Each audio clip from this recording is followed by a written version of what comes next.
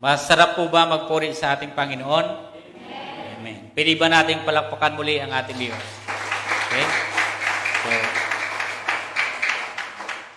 ang sarap umawit at siya lamang yung ating mabigyan ng karangalan. Amen po? So, ngayon ay araw ng linggo at idadaos natin sa araw na ito sa maikling panahon o oras yung ating Christmas party. But sana pumukus muna tayo ngayon sa salita ng Panginoon. Pinag-aaralan natin ngayon is the advent of Jesus Christ. So the coming of Jesus Christ. So napakahalaga na kailangan mayroon tayong nalalaman yung pagparito ng ating Panginoon. Okay? So magandang umaga sa inyong lahat, maging sa mga sumusubaybay po sa atin, ay magandang umaga. Arinawa ay tayong lahat ay mapagpala ng ating Panginoon at siya lamang yung mabigyan natin ng karangalan. Amen ho? So, tayong lahat ay aking pong inaanyayahan yung bawat isa na tumayo at tayo po ay magbabasa sa salita ng Diyos sa John chapter 3, 14 to 17. So, tayo pong lahat ay tumayo at kung kayo po ay mayroong mga Bibliyang dala at dyan po may mga Bibliya po hurian, inaanyayahan ko po kayo na ako ay sabayan para magbasa. Okay? So, sige ho.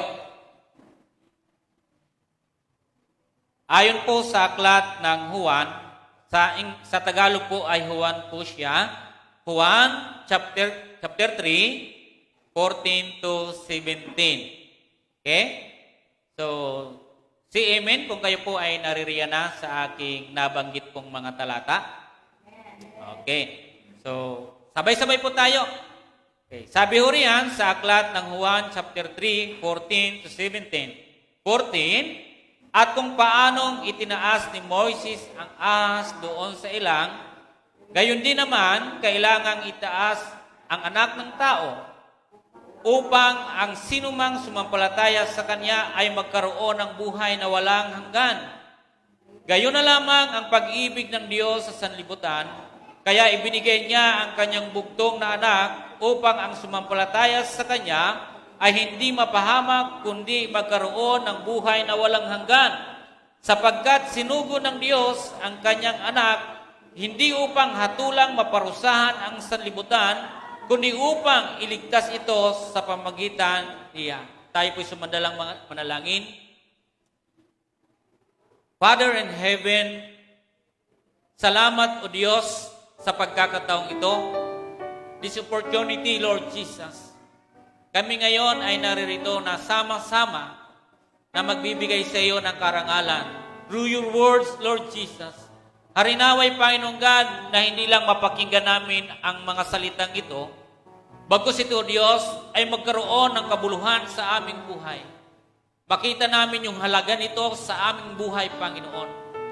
Lord, salamat, Lord Jesus, because the spirit of Christmas, Lord, walang iba kundi kayo at narito kami ngayon ang beneficiaryo, Panginoong God, ng iyong pagparito. Salamat sapagkat kami yung nakinabang, Panginoong God, ng lahat ng ito. Lord, salamat sa iyong kadakilaan at kami ngayong lahat ng narito, mga sumusubaybay, naway iyong pagpalain, O Diyos. Salamat po ng marami sa tayong pangalan ni Jesus, ang lahat ay magsabi ng Amen. Okay, tayo pong lahat ay makakaupo na. So sabi dyan, important things Jesus did in our lives. So sabi riyan sa atin, mahalagang bagay na ginawa ni Jesus sa ating buhay. Sa palagay ba ninyo, mayroon bang ginawa si Jesus sa atin? Naniniwala ba kayo na may ginawa ang Panginoon para sa atin? Amen. So, ako rin po ay naniniwala. God showed His love through His Son. So, ang Panginoong Diyos ay yung kanyang bugtong na anak ay ipinakita ng Diyos ang kanyang pagmamahal sa atin. Okay? Katulad dito mga kapatid, para lalo nating maintindihan, sabi natin the advent of Jesus Christ or the coming of Jesus Christ. Yung kanyang pagparito. Isang lalaki at isang babae at mag-asawa, sila po ay nag-abroad, umalis sa Pilipinas. Pumunta po sila sa Middle East. So nagtagal po sila doon ng 5 taon. 5 taon. Iniwan nila dito yung kanilang mahal sa buhay. sapagkat sila ay nag-abroad para tugunan yung pangangailangan ng kanilang pamilya, maging yung kanilang pamilya, yung kanilang dalawang pangangailangan.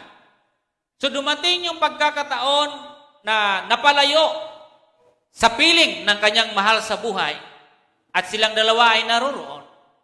Ganun na lamang yung kanilang kalungkutan. Pero dahil nga sa pangangailangan, kailangan nilang gawin yung kanilang desisyon na pumunta roon. Hanggang lumaon, dumating yung 5 taon, at sila ay tumawag dito sa ating bansa at ang sinabi, mga anak, kami ay uuwi na. Ayan, di ba? So, ganun yung kanilang pasya. Sa 5 taon, sila ngayon ay nagpasya na uuwi sa Pilipinas. Okay? Decision nila na umuwi. Yung mag-asawa na yon ay tinugunan yung lahat ng pangailangan nila dito sa kanilang pamilya. Okay? So sana kayo rin ay naintindihan niyo ito. Lahat nagpagod, nagpuyat sila doon para sa pangangailangan. Nagdesisyon sila para umuwi. Ngayon, dumating yung araw na sila po ay pauwi na. Palagay po ba ninyo ano yung naramdaman ng pamilya niya dito sa Pilipinas? Ano sa palagay niyo yung kanilang nararamdaman? Nananabik silang makita ang kanilang mahal sa buhay. Okay? So, ganun yung nangyari at dumating. Anong galak nung sila nakita-kita, sobrang napakasaya na sinabi ng kanilang mga mahal sa buhay dito, salamat anak sapagkat maraming bagay ang ginawa mo sa amin. Nahirapan kayo dahil para sa amin. Okay, nahirapan kayo. Pero ganun pa man, inisip pa rin ninyo kami. So, gumawa kayo ng paraan, yung napakahalagang bagay para sa amin at maging sa inyo, sabi nila, kami ay nagpapasalamat. Okay? Alam niyo po ba, na mahalagang tingnan natin, maging sa buhay natin ngayon yung ating Panginoon, yung kanyang pagparito. Tulad nila, nung sila'y bumalik dito, hindi lang ganun. Hindi lang yakap, hindi lang halik yung kanilang natamo. Okay? Yung maging yung kanilang mga magulang dito at mga anak, ay mayroon po silang mga regalo. Tama po ba? So binigyan sila ng regalo, binigyan ng lahat kung ano yung pangangailangan na ibigay nila doon sa kanilang pamilya. Alam ba ninyo yung ating Panginoong Hesus, yung Ama, pinadala niya yung kanyang anak rito upang ibigay sa ating bilang regalo. Yung regalong tinutukoy ko rito ngayon, magkaiba sa regalo ng dala nung nag-abroad na yon. Ang regalo na dala nila, pinadala ng Diyos sa atin, walang iba kundi si Jesus. Hindi po gold, hindi po pilag, hindi po mga damit o anumang mga tinatangkilik natin yung pinadala sa atin. Kundi yung kanyang anak, bugtong na anak, nag-iisang anak na si Jesus. Amen po ba? So, kung tayo ay nagkakaroon ng masayang buhay, pag may dumarating sa atin, higit dapat din natin bigyan ng halaga yung pagparito ng ating Panginoon. Amen, ho? Ang Christmas ay uulitin ko sa inyo, sa Kristiyano ay laging Christmas. Kapag andyan po si Jesus sa puso natin, lagi po tayong Christmas. Tama po ba? Pero sabi ko sa inyo nung mga nakaraan, ginagalang po natin yung, hindi naman talaga yung saktong oras o araw o month, itong 25. Subalit, ginagawa natin ito para alalahanin ang kapanganakan ng ating Panginoon Hesus. Okay? So, walang masama ron. So, ang maganda dito ay nabibigyan natin siya ng karangalan. Pero again, bigyan natin ng kahalagahan yung Christmas. Alang-alang sa ginawa ng Diyos para sa atin. Tama po ba? Huwag natin sasayangin yon. Okay? Sa bawat umaga at bawat araw na binibigay sa atin ng Panginoon ay dapat natin siyang pahalagahan. Okay? Tingnan niyo po yung ating binasa. Pumarito ang Panginoong Hesus hindi para ikaw ay parusahan. Tama po ba? Pumarito yung Panginoong Hesus upang ikaw ay bigyan ng buhay na walang hanggan nang dahil sa pagmamahal ng Diyos Ama. So maliwanag sa ating binasa ngayon. Tama po ba? Dahil sabi niya po rito, gayon na lamang ang pag-ibig ng Diyos sa sanlibutan. Kaya ibinigay niya ang kanyang bugtong na anak upang ang sinumang sumampalataya sa Kanya ay hindi mapahamak kundi magkaroon ng buhay na walang hanggan. Alam niyo po ba lahat ng tao ay patungo sa kapahamakan? Kahit anuhong gawin natin, patungo tayo sa kapahamakan. Pero pasalamat tayo sa Panginoon sapagkat pinadala si Jesus para sa atin, para hindi tayo mapahamak. Lahat tayo ay nagkasala. Buksan po ninyo yung aklat po ninyo sa Roma 3:23. For all have sinned and fall short of the glory of God. Walang sino man nakarating sa kaluwalhatian ng Diyos. Baging sa Roma chapter 3 verse 10, walang matuwid, wala kahit isa. So ibig sabihin, tayo pong lahat ho tayo ay tutungo sa kapahamakan. Pero sabi po dito ng Biblia, pumarito yung Panginoon, hindi upang tayo ay mapahamak, kundi magkaroon ng buhay na walang hanggan. Lahat tayo. Di ba? So maliwanag sa sinasabi ng Biblia, lahat tayo ay mapapahamak. Di ba? Sabi po sa 17, sabi niya, sapagkat sinugo ng Diyos ang kanyang anak, hindi upang hatulang maparusahan ang sanlibutan. Alam niyo po ba yung sanlibutan na sinasabi dito? Hindi literal na sanlibutan itong daigdig. Ang tinutukoy niyang sanlibutan dito, ikaw kapatid at ako. Tama ho? Yung sanlibutan na tinutukoy ng Panginoon na hindi maparusahan bagkus kanyang ililigtas ay yung tao. Hindi po itong daigdig, yung tao, yung tinutukoy niyang sanlibutan dito. Okay? Sabi niya pa rin po rito, sabi niya, hindi upang hatulang maparusahan ang sanlibutan, kundi upang iligtas ito sa pamamagitan niya. So praise the Lord, sapagkat yung ating Panginoong Yesus pumarito upang tayo ay iligtas. Okay? So, maliwanag ngayon na ikaw ngayon ay hindi nakadestino sa kapahamakan. Ikaw ngayon ay nakadestino para sa buhay na walang hanggan na ibinibigay sa atin ngayon ng ating Panginoon. Amen ho? Okay. So, basahin po natin yung ating panimula. Sabi diyan, naparito si Jesus upang magbigay ng masaya, sagana, ganap na buhay. Ito yung aking binabasa po kanina, at upang pasiglahin ang mga tumatangging tanggapin ang buhay na ito. Tanggapin natin si Jesus ang kaloob at biyaya ng Diyos sa ating buhay. Okay? Harinawa sa sino man sa atin ngayon na naririto, huwag po natin tatanggihan yung regalo ng Diyos, walang iba kundi si Jesucristo. Ang tatanggi dito ay pinakakawawa na sa sanlibutan ito. Okay? Tandaan natin, huwag natin ituon yung material, sa material na bagay yung lagi yung isipan natin. Bigyan natin ng importansya at basahin yung salita ng Biblia. Ano ba yung regalo ng Diyos sa atin?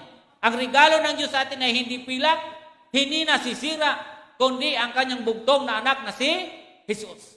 Okay, ano yung kanyang nais? Upang tayo, sabi niya rito, naparito si Jesus upang magbigay ng masaya. Sino dito yung masaya? Pag hindi ko kayo masaya, ibig sabihin, hindi nyo pa natatanggap yung pagparito ng Panginoon. Sino yung masagana? No? Alam niyo ba yung sinasabi? Ano yun? Yung Christmas, di ba? So, masaya di ba dapat? Dapat sagana tayo, di ba? So, makikita naman siguro sa atin ngayon na sagana tayo, di ba? Pero, maraming bagay na pwede natin bigyan ng puntos yung sagana. Baka sabihin natin, sagana, baka tinutukoy lang natin yung sagana ay sagana ka lang sa pera, sagana ka sa pananamit, sagana ka sa pagkain. Di ba? Hindi ganon. Kundi maraming parte po na pwedeng maging sagana yung tao. Hindi lang doon sa mga bagay na aking nababanggit, kundi maging sagana tayo sa spiritual ng ating pamumuhay. Di ba? Sagana ka nga sa mga bagay na mayroon itong sanlibutan, hindi ka naman sagana sa iyong espiritu. Eh di wala lang naman yon. Di ba? Ang maganda, sagana yung buhay mo spiritual, sagana rin ikaw sa physical na iyong buhay. Tama po ba? So ganun yung nais ng Panginoon sa atin. Kung kaya ang bawat isa ngayon, yung pagparito ng Panginoon, dapat tayo ay nagdiriwang. Hindi ka dapat nalulungkot. Tingnan mo yung kapatid mo kung nalulungkot. Pag nalulungkot yung kapatid mo, wala si Jesus sa kanyang buhay. Kaya nyo bang titigan? Kahit asawa nyo. Kaya nyo bang tingnan? Oh, di ba? Malungkot eh. Okay. Sabi niyan, Jesus came to give a happy, abundant, full life and to encourage those who refuse to accept this life. Let us accept Jesus, the gift of God's grace into our lives. Ito yung nais lang naman sa atin ng Ama. Na harinaway, tanggapin natin ang ating Panginoon. Ito yung mga bagay na dapat natin malaman. Mga mahalagang bagay na ginawa ni Jesus na dapat nating malaman. So, mayroon akong 6 na bagay rito, pero marami po siya. Pero gusto ko muna sa inyong ipaalam dito sa 6 na ito. Ano ba yung mahalagang bagay na dapat natin malaman kay Jesus? Kasi marami na pong mga Kristiyano ngayon, nakikinig, preaching, Bible study, evangelism, pero hindi nila alam ano bang mayroon. Ano ba yung halaga ng pagparito ng ating Panginoon? Okay, mayroon tayong 6 na bagay na tatalakayin dito. Important things Jesus did that we should know. Okay? Mga mahalagang bagay na ginawa ni Jesus na dapat nating malaman. Number 1, based doon sa ating binasa kanina. Number 1, Jesus came to reveal God's love to sinners. Okay? Dumating si Jesus upang ihayag ang pag-ibig ng Diyos sa mga makasalanan. Sino yung mga makasalanan? Iklaro natin. Sino yung mga makasalanan? Bakit gustong ipadama ng Diyos ang kanyang pag-ibig sa mga makasalanan? Sino ang makasalanan? Tao. Di ba? So kung tao yung mga may kasalanan, tayo yun. Di ba? So maliwanag yun. So, ang Panginoon gusto niyang iparanas at ipadama yung kanyang pag-ibig doon sa mga taong mga makasalanan. Isa ako sa taong makasalanan. Tama ho? Kayo at ako, lahat tayo ay makasalanan. Walang sino man dito sa atin na matino. Di ba sabi natin kanina, nakadistance tayo para tayo ay parusahan. Di ba? Oh. Pero ang pagpunta po dito ng ating Panginoon, hindi siya pumunta dito para ikaw ay parusahan. Kundi bigyan ka ng buhay ng sagana, ganap at kasiyasiya. Amen po ba? So again, ang Panginoon na sinasabi dito, Jesus came to reveal God's love to sinners. Pasalamat ako at pasalamat kayo sa Panginoon. Dahil ako'y tinuring na makasalanan, dahil kayo tinuring na makasalanan. Na dapat tayo sana yung magbata ng kasalanan na yon. Ano ang parusa ng kasalanan? Diba? Sa panahon ni Jesus, nung siya po'y pinako sa cross, dahil sa kasalanan, ay inako niya yung ating mga kasalanan. So, pinako siya sa cross. So, ibig sabihin, kung sa kalagayan po natin ngayon, dapat tayo ipako sa cross sapagkat you and me, lahat tayo ay napatunayang nagkasala. At walang matuwid, wala kahit sino man. Ayon sa pinabasa ko sa inyo kanina, Romans chapter 3 verse 10 and then Romans chapter 3, 23. Wala kahit sino, walang nakaabot sa kaluwalhatian ng Panginoon dahil sa ating mga kasalanan. Naparito ang Panginoon para ikaw ay iligtas. Naparito ang Panginoon para ikaw ay ipadama ng Diyos ang pag-ibig niya sa iyo. Ngayon, kung ipinadama sa iyo ng Panginoon ang pag-ibig, gagawa ka pa ba ng kasalanan? Magandang tanong, di ba? Kung ako ay gumawa na sa iyo ng pag-ibig, minahal na kita, gagawa ka pa ba ng kasalanan? Kaya sabi ko dito, dapat natin malaman yung ginawa ni Jesus. Kasi pag hindi po natin nalalaman o alam yung ginawa ni Jesus, patuloy tayong magkakasala.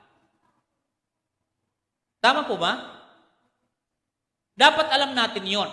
Minsan nakikinig tayo sa mga nagpapahayag ng salita ng Diyos. Pero hindi natin magawa yon. Di ba?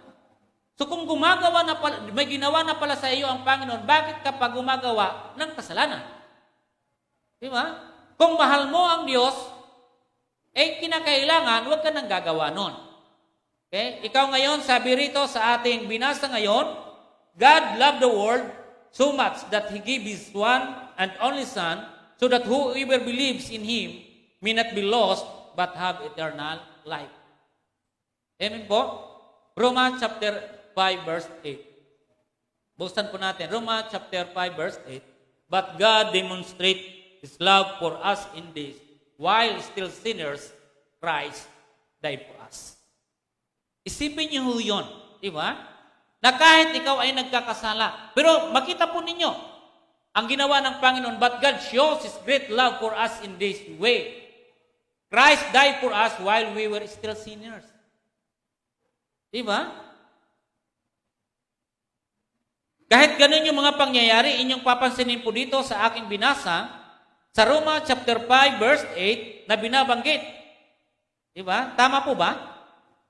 Roma chapter 5 verse 8, ang sabi niya rito, ngunit ipinadama ng Diyos ang kanyang pag-ibig sa atin nang mamatay si Kristo para sa atin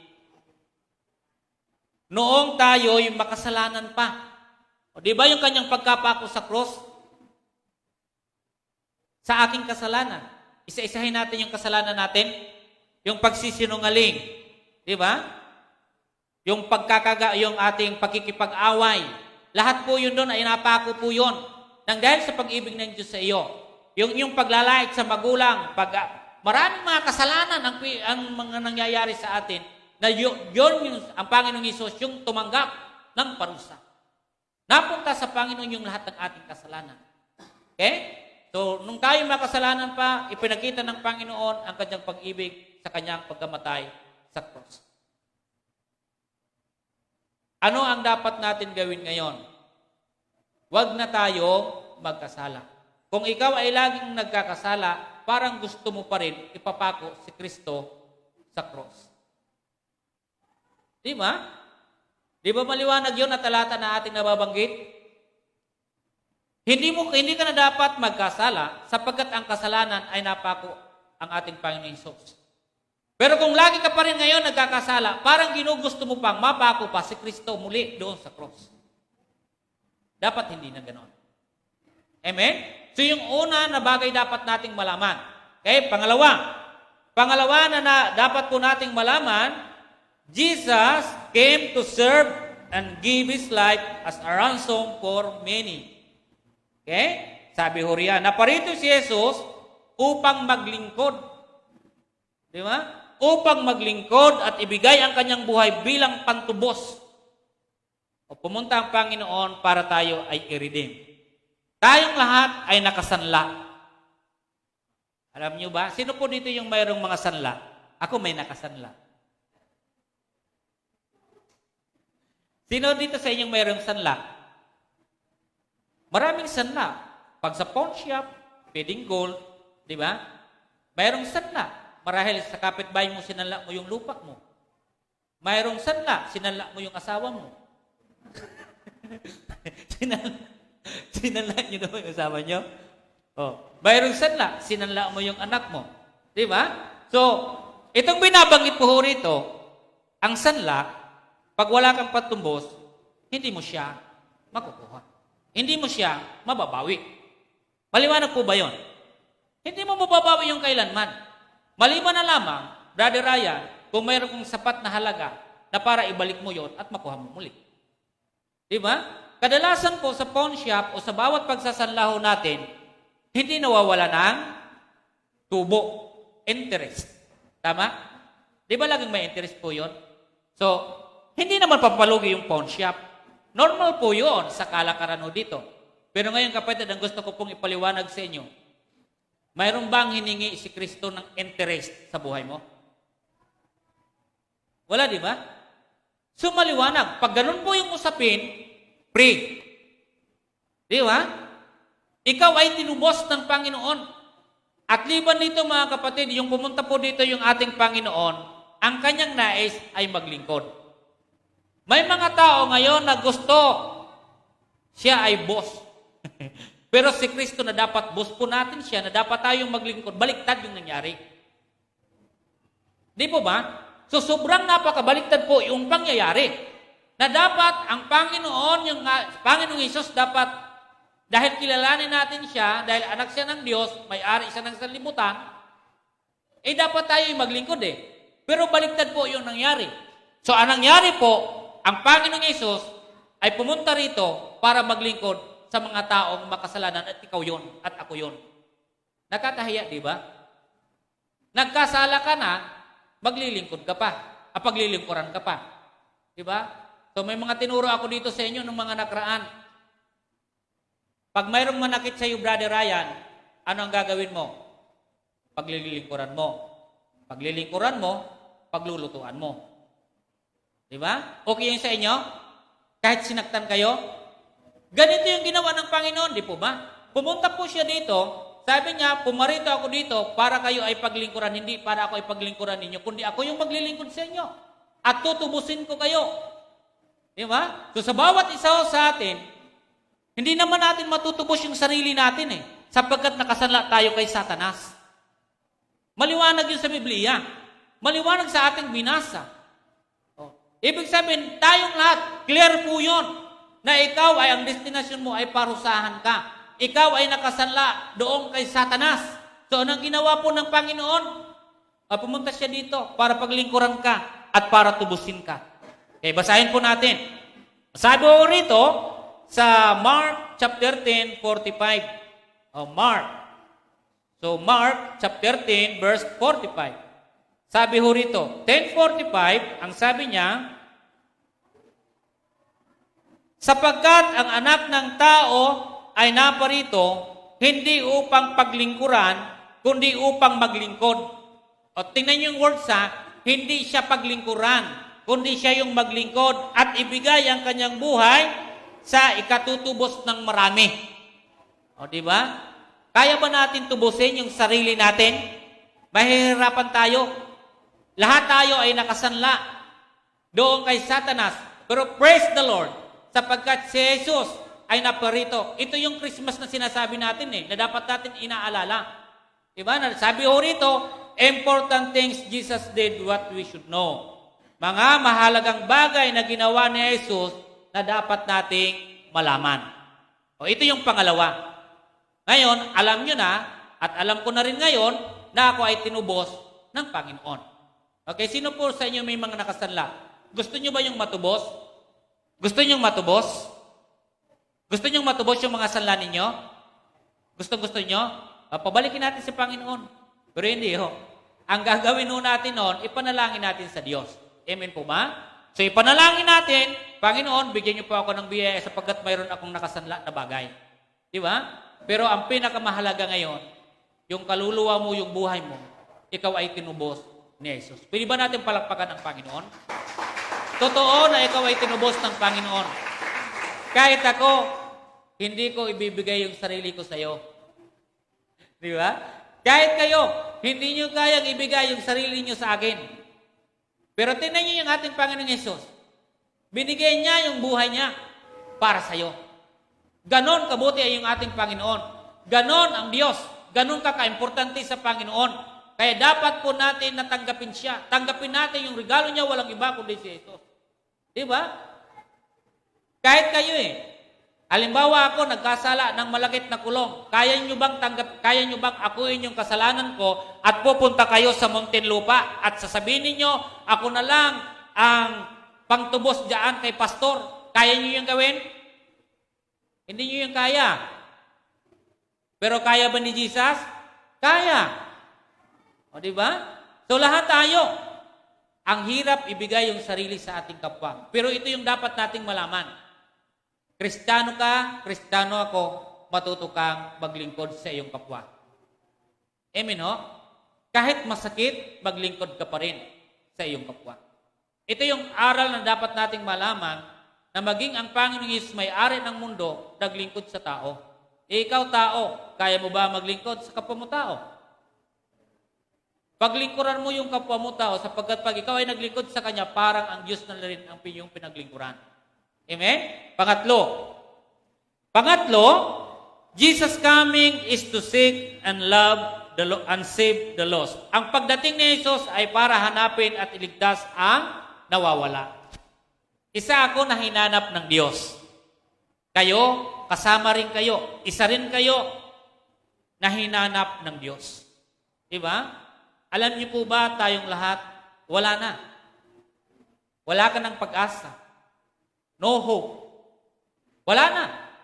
Kaya sabi dito sa ating pangatlo, Ang pagdating ni Jesus ay para hanapin at iligtas ang nawawala. Lahat tayo ay nawala.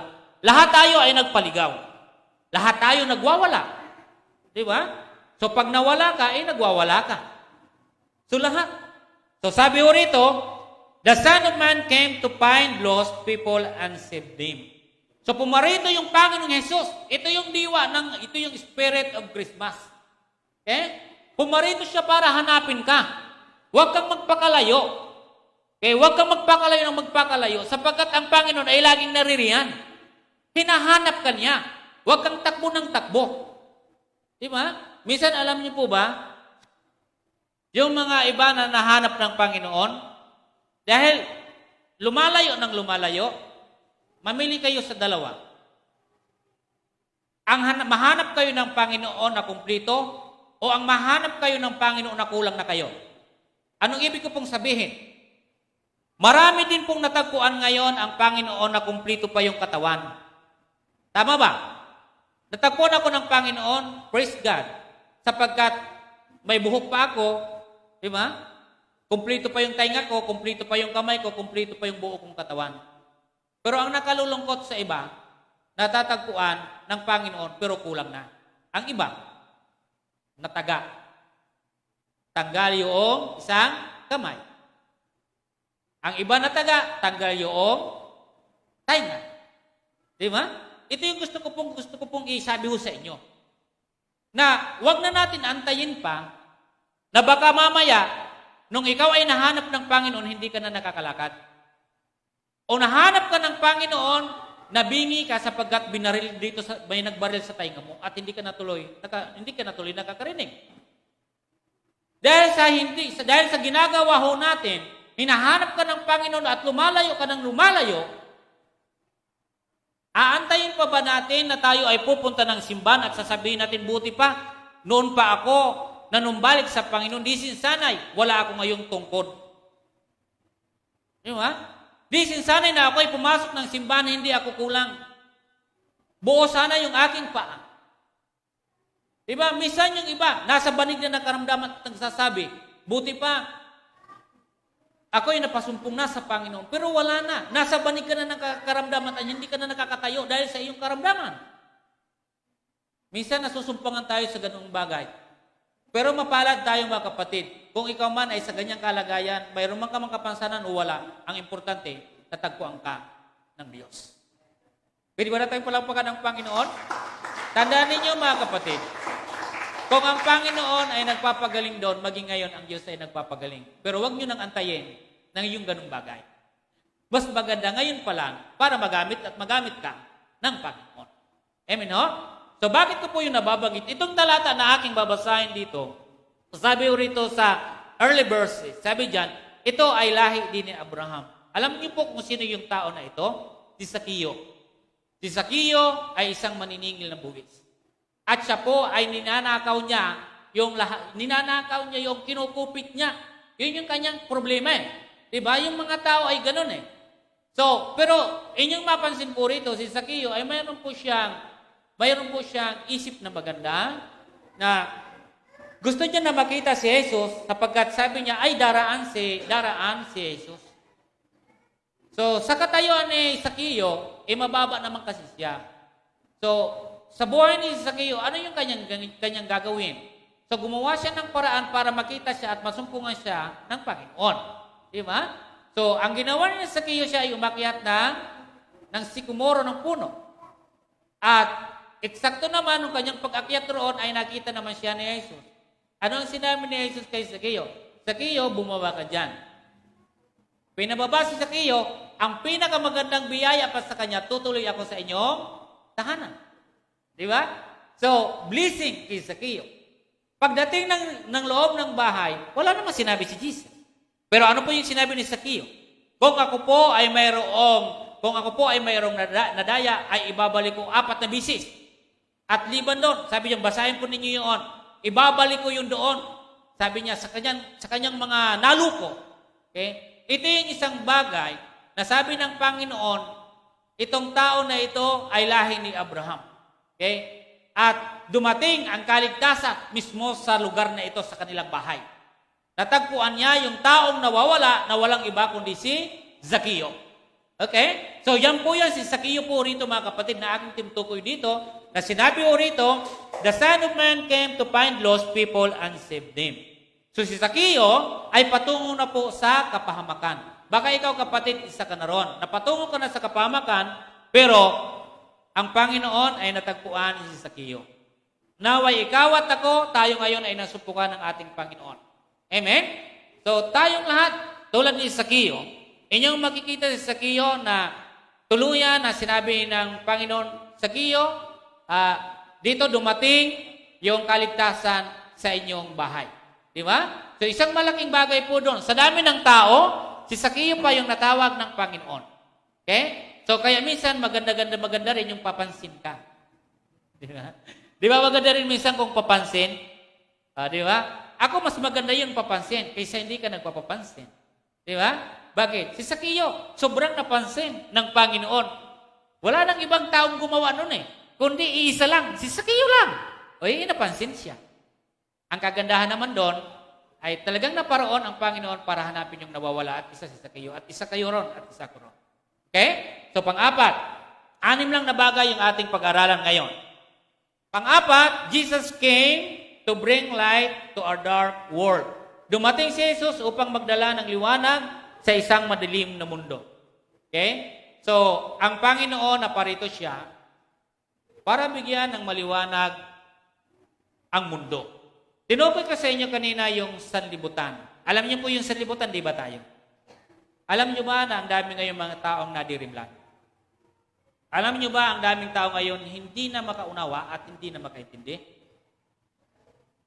Ito yon nakasagutan. Pumarito yung ating Panginoon, ito yung Christmas na sinasabi ko sa inyo. Pumarito siya rito para magliwanag tayo. Marami ngayong mga taong sarado ang isip. Ayaw magbukas ng kanilang isip sa bawat usapin, sa bawat buhay. Okay? Marami ngayong mga fake news. Halos gusto na nilang pakinggan yung fake news kaysa sa katotohanan. Ayaw nilang pakinggan yung kabilang tao, yung kabilang magkabila, kasi gusto niyang pakinggan lang yung kabila. Sapagkat yung alam niya, siya lang talaga yon. Lahat tayo ay mayroong malabong pag-iisip.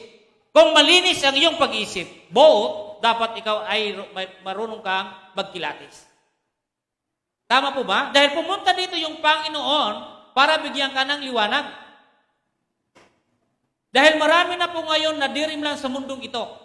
Tingnan niyo po, yung katotohanan ngayon ay nagiging kamalian. At ang kamalian ay nagiging katotohanan. Di ba? Ayaw natin gisingin yung sarili natin. Kasi kung ano yung pinaniniwalaan ko, yun yung gusto ko.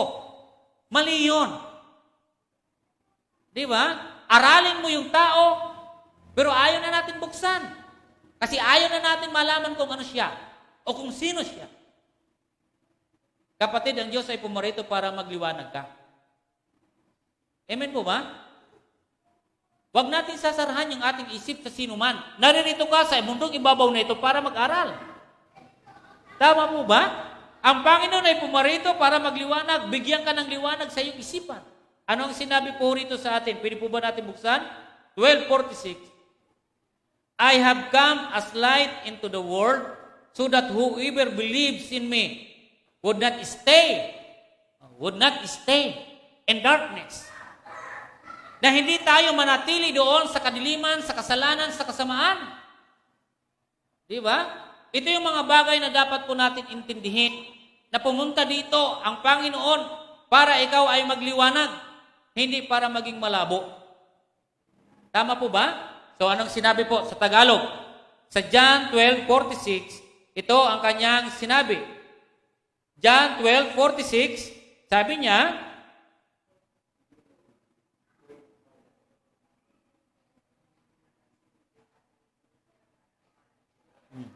niya, tama po, ako'y naparito bilang ilaw, bilang ilaw ng sanlibutan, upang hindi manatili sa kadiliman ang mananalig sa akin.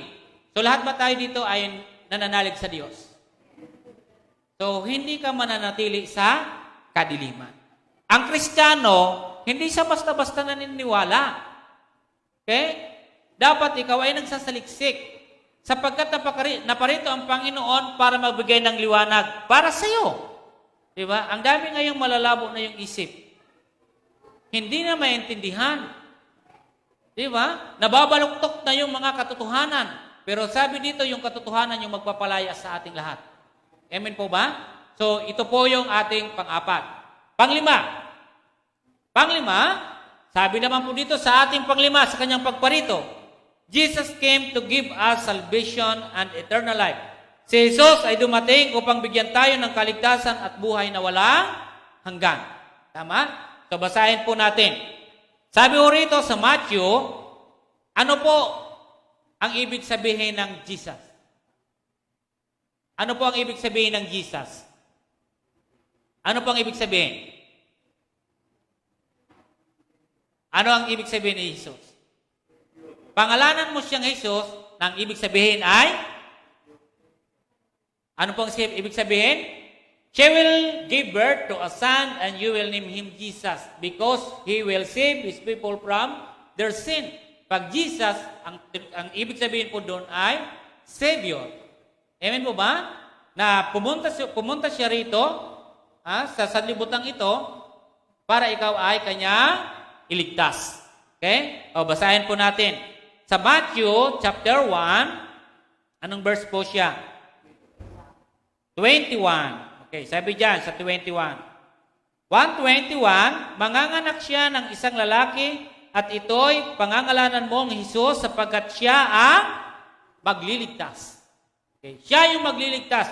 Wala na pong ibang magliligtas sa atin kundi si Jesus na anak ng Diyos. Romans chapter 6:23. Ano naman ang sinabi sa Roma 6:23? Basahin po natin. Sa 6:23, ito ang kanyang sinabi. Sabi niya, sapagkat kamatayan ang kabayaran ng kasalanan, ngunit ang kaloob ng Diyos ay buhay na walang hanggan sa pamagitan ni Kristo Jesus na ating Panginoon. Kasalanan equals kamatayan. Diba? Ang kabayaran ng kasalanan ay kamatayan. Pero ano po yung paborito ng ating Panginoong Jesus? Sabi ho rito sa ating panglima, Jesus came to give us salvation and eternal life. Okay, sabi ho dyan. So basahin po natin Roma 6:23. The payment for sin is death, but God gives us the free gift of life forever in Christ Jesus our Lord. Okay? So ang kabayaran ng kasalanan ay kamatayan. So maliwanag yung kung bakit ang tao ngayon namamatay dahil sa kanyang kasalanan. Walang sino mang tao ngayon na magpakailanman ang buhay dito sa mundo. Okay? Lahat ng tao ngayon ay mamamatay dahil sa kanyang kasalanan. But again, pasalamat tayo sa Panginoon sapagkat ang Panginoong Hesus pinadala rito para ikaw ay iligtas. Pero hindi ibig sabihin na ikaw ay hindi mamamatay. Kundi mayroon kang buhay na walang hanggan na para lamang yung sa kanya. So, ibig sabihin, lahat ng tao, lahat tayo ay mamamatay. Nakadestino talaga tayo kung mamatay. Pero ang maganda dito, pag ikaw ay sa Panginoon, mayroong relasyon ko sa Kanya, mayroon kang buhay na walang hanggan na kasama ang ating Panginoon. Dahil kung hindi, kung hindi mo kasama ang Panginoon, yung kamatayan na yan ay impyerno. So, ibig sabihin, magpawalang hanggan, andun ka sa impyerno. Pero tayo ngayon, dahil sabi dito, na parito ang Panginoon para ikaw ay bigyan ng kaligtasan. Amen po ba? So magkaroon tayo ng eternal life. Okay? Panghuli ang ating pang-anim. Pang-anim, sabi ho rito, Jesus came to give us abundant life.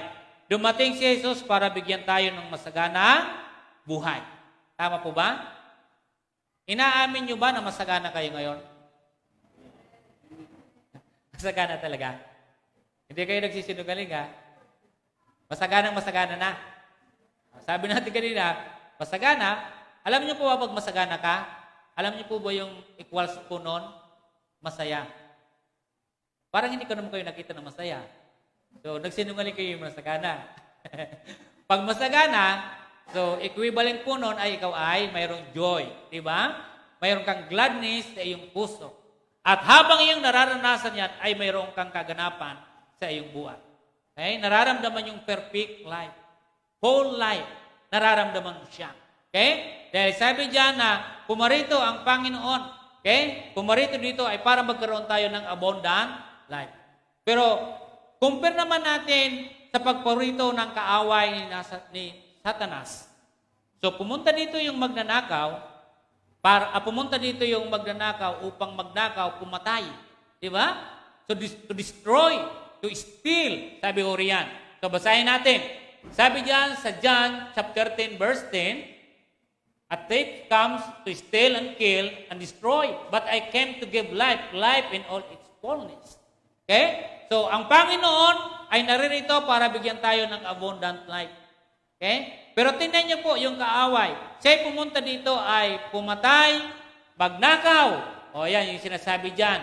O, sirain yung buhay ng tao. O, alam niyo po ba ngayon, marami na yung nasira ang buhay? Hindi po ang Panginoon ang sumira sa kanyang buhay. Hindi intensyon, walang intensyon ang Panginoon na sirain ang buhay mo. Walang intensyon ang Panginoon na ikaw ay patayin. Okay? Ang intensyon niya dito, kung inyong babalikan yung ating binasa kanina sa chapter 3, 14 to 17, hindi siya dito pumarito para ikaw ay parusahan. Okay? Hindi po siya pumunta rito para patayin ka. Okay? Hindi siya pumarito upang ikaw ay pagnakawan. Pero tingnan niyo po, yung dyablo, ang dami niyang ninakaw sa atin. Di ba? Ninakaw, maraming ninakaw sa buhay natin. Pinagsamantalahan tayo ng kaaway. Pero tingnan niyo po, yung ginawa ng Panginoon sa atin. Sabi diyan, Jesus came to give us abundant life. Dumating si Jesus para bigyan tayo ng masaganang buhay. Ako at naway kayo, i-claim po ninyo yung kasaganaan. Tama? Huwag kayong lagi na lang nasa bibig ninyo, ang hirap naman ng buhay, ang hirap naman ng walang pera. Di ba? Huwag niyong ganunin yung buhay ninyo. Sapagkat pumurito dito ang Panginoon para bigyan ka ng sagana. Gusto niyo ba mawala ng pera? Yung kasasabi natin, wala kang pera? Huwag kayong kasasabi ng kasasabi nun. Okay? Ngayon, dahil ngayong Pasko ay pagbibigayan. Sino dito yung mayroong mga inaanak? Diba? Nasa na kayong ninong-ninang ko? Bakit nawala? Nakita ko lang yung nakaraang araw, bakit nawala? Saan pumunta yung maninong? Ha? Saan pumupunta yung ninong at ninang? Tumatakas. Tumatago. Kasi pag pupunta, ay, pasensya na muna inanak, wala pa kasi ako ngayong pera eh. Ganun ba? Kailan na lang ako ninong babalik? Sa New Year. Diba? So, gayon ay pagbibigayan. Abundant life. Binigay ng Panginoong Hesus, binigay ng Diyos ang Panginoong Hesus sa atin para tayo ay sumagana. Sumagana sa magagandang kabutihan, sumagana sa pagbibigay. Di ba? Kung ano mang mayroon tayo ngayon, binigay sa iyo ng Diyos para ipamahagi. Amen po ba? Huwag mong sasarilinin yung bagay na mayroon ka. Okay? Ang kagandahan nun, pinadadaan sa iyo ng Diyos. Ang masaklap niyan, kung pagdating ng araw, hindi na padaanin sa iyo, ipadaan na doon sa iba at siya na yung mabibigay sa iyo. Mamili kayo sa dalawa. Ang padaanin sa iyo na kayo yung mabibigay o padaanin sa iba at ibigay sa iyo. Saan gusto ninyo? Dadaan muna sa pulis bago dumating sa inyo? O sa inyo na muna bago sa pulis? Ang ibig ko lang po sabihin dito na gamitin po natin yung lahat, ano man yung binigay sa atin, yung abundant life, gamitin natin yung kung paano binigay ng Diyos Jesus sa atin, gamitin din natin yung sa iba. Amen? Okay. So yan yung 6 na bagay. Ulitin ko po, yung 6 na bagay, important things Jesus did in our lives. Number 1, Jesus came to reveal God's love to sinners. Pangalawa, Jesus came to serve and give His life as a ransom for many. 3, Jesus coming is to seek and save the lost. 4, Jesus came to bring light to a dark world. 5, Jesus came to give us salvation and eternal life. 6, Jesus came to give us abundant life. So ito po sa ating panghuli. Sa ating panghuli, sabi ko rito, si Jesus ay ang bugtong na anak ng Diyos, walang pangalan na sukat na ikaliligtas ng tao sa ilalim ng langit, kundi sa kanyang pangalan lamang. So tandaan ho ninyo, wala na pong iba na ipinadala dito ang Diyos, kundi si Jesus Kristo. Marami kasi ngayon nag-claim na siya ay appointed Son of God. Pero nakakatakot mag-claim ng ganon. Okay? So, wala na pong iba, kundi ang ating Panginoong Jesus. Jesus is only the begotten Son of God. There is no name by which man can be saved under heaven but in His name alone. So, adyan sa Acts chapter 4:12, Jesus is the only one who can save people. No one else in the world is able to save us. Panghuli, sabi dito, si Jesus ay kaloob ng Diyos para sa atin na dapat nating tanggapin ng buong puso. Si Jesus ay higit pa sa pilag, ginto at anumang bagay na mayroon tayo. Ang Pasko ay si Jesus. Amen? Ang Pasko, ang dapat highlight ay si Jesus. Huwag natin i-highlight si Santa Claus, huwag natin i-highlight yung Christmas tree, huwag natin i-highlight yung Christmas light, huwag natin i-highlight yung ninong at ninang. Ang atin i-highlight dito, walang iba, kundi si Jesus. Amen? Si Jesus Christ yung ating dapat hina-highlight every time na sumasapit at inaalala ng tao yung Christmas. Walang iba, kundi si Jesus. Amen? Dapat si Jesus yung sikat. Amen po ba? Tayo pong lahat ay manalangin. Panginoon, kami po ay naririto at nagpapasalamat. Salamat o Diyos sa iyong kabutihan at kadakilaan. Panginoon, tunay na dakila kayo, ang magmahal na Diyos. Hindi nyo kailanman pinagkait ang iyong anak na nag-iisang anak na si Jesus. Bagos, siya'y pinadala ninyo upang o Diyos, magkaroon kami, Panginoong God, ng kaligtasan. Magkaroon o Diyos kami, Panginoong God, ng liwanag sa aming mga buhay. Salamat o Diyos sa aming mga nabanggit na ito, na 6 na bagay na ito. Papagpalan nyo nawa ang bawat isa. Sa tayong pangalan ni Jesus, ang lahat ay magsabi ng Amen.